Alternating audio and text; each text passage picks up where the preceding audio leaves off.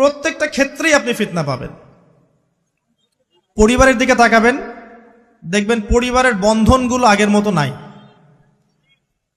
প্রচুর ডিভোর্স হচ্ছে, স্বামী স্ত্রীর বিচ্ছেদ প্রচুর বেড়ে গেছে।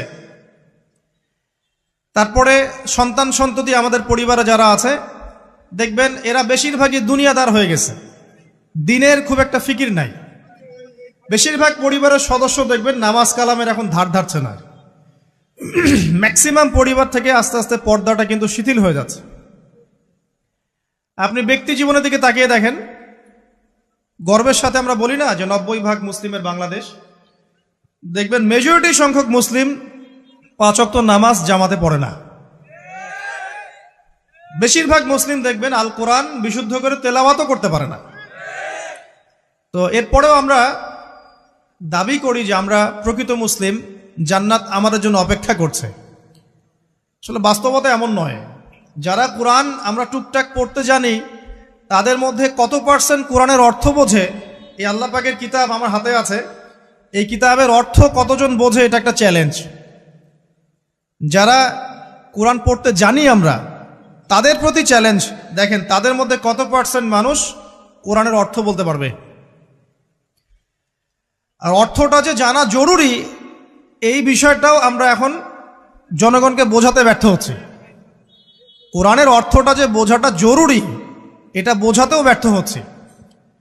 কারণ আমরা সবাই প্রত্যেক হরফে 10 নেকি পেতে চাই। কোরআন তেলাওয়াত করলে প্রত্যেক হরফে 10 নেকি হবে, এই তো। তো এই কনসেপ্ট যখন আমার মাথায় ঢুকে গেছে, আমি ওখানে নিজেকে থামিয়ে দিয়েছি। অর্থ বুঝে গবেষণা করলে এবং কোরআন কেন্দ্রিক জীবন ব্যবস্থা গড়লে যে আরো বেশি নেকি হয়, এটা আমার মাথায় নাই। প্রত্যেক হরফে 10 নেকি তো আপনি পাবেন তেলাওয়াত করলে, কিন্তু অর্থ বুঝে এর ভিতরে ঢুকলে, গবেষণা করলে এর মূল স্বাদটা পাওয়া যায়, এটা আমরা বুঝতে পারছি না। দেখবেন বেশিরভাগ মানুষ কোরআনের অর্থটা জানে না। আবার আমরা যারা টুকটাক ভাঙাচুরো অর্থ জানি, তারা আবার দেখবেন কোরআনের সমস্ত আদেশ মেনে চলতে পারছি না এবং কোরআনের সমস্ত নিষেধও বর্জন করতে পারছি না। সমস্যা কিন্তু এখানেও থেকে গেছে। আবার কোরআনের ব্যাখ্যায় আছে হাদিস। তো এই হাদিসকে কেন্দ্র করে কোনো বিভ্রান্তির সুযোগ ছিল না, কিন্তু এখানেও আমরা বিভিন্ন জাল এবং বানোয়াট হাদিসের উপর আমলও শুরু করেছি। হাদিসের নামে এমন অনেক কিছুই চলছে সমাজে, যেগুলোর সাথে হাদিসের কোনো সম্পর্ক নাই। আমি বলতে চাচ্ছি যে হাদিসের নামে আবার সমাজে এমন অনেক আমল চালু আছে, যেগুলোর সাথে আবার হাদিসের কোনো সম্পর্ক নাই।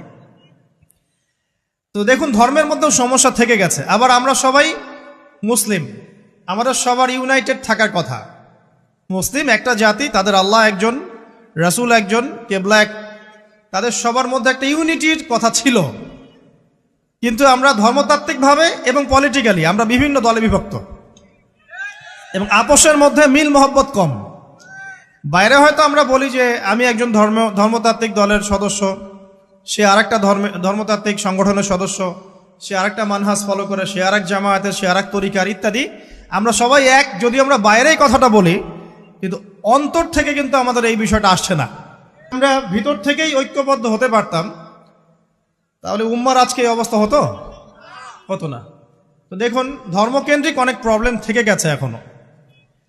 আবার আল্লাহ রাসূল সাল্লাল্লাহু আলাইহি ওয়াসাল্লাম হাদিসের মধ্যে এবং আল্লাহ পাক কোরআনের মধ্যে ধর্ম নিয়ে বাড়াবাড়ি করতে নিষেধ করেছে।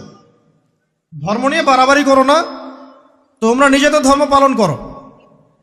তা আমরা নিজের ধর্ম যতটা না পালন করি, অন্যের ধর্মের দিকে আঙ্গুলটা তার চেয়ে বেশি তুলি। আমরা আগে নিজের রিলিজনটাকে ঠিক মতো পালন করি, দেখবেন সমাজ ঠিকই পরিবর্তন হয়ে গেছে ইনশাআল্লাহ।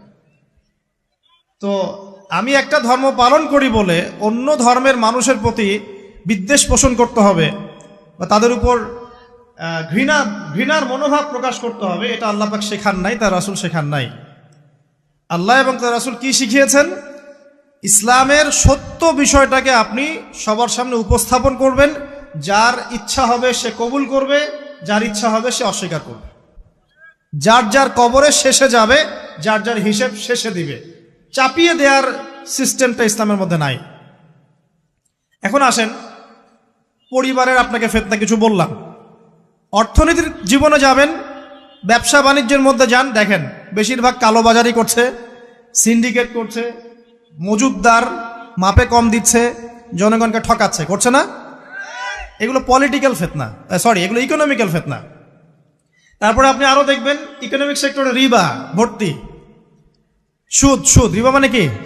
সুদ, রিবা দিয়ে ভর্তি, ঘুষ ছাড়া কাজ হচ্ছে না। ঠিক আছে, অন্যের সম্পদ আত্মসাৎ না করলে আমাদের পেটের ভাত হজম হচ্ছে না। ওই যে দুর্নীতি বলেন, ঘুষ বলেন, রিবা বা সুদ বলেন, হ্যাঁ, তারপরে কালো বাজারি বলেন, কালো টাকা সাদা করার টেন্ডেন্সি বলেন, পাচার বলেন, সবগুলো অর্থনৈতিক ফিতনা। এগুলো হচ্ছে কি? অর্থনৈতিক ফিতনা।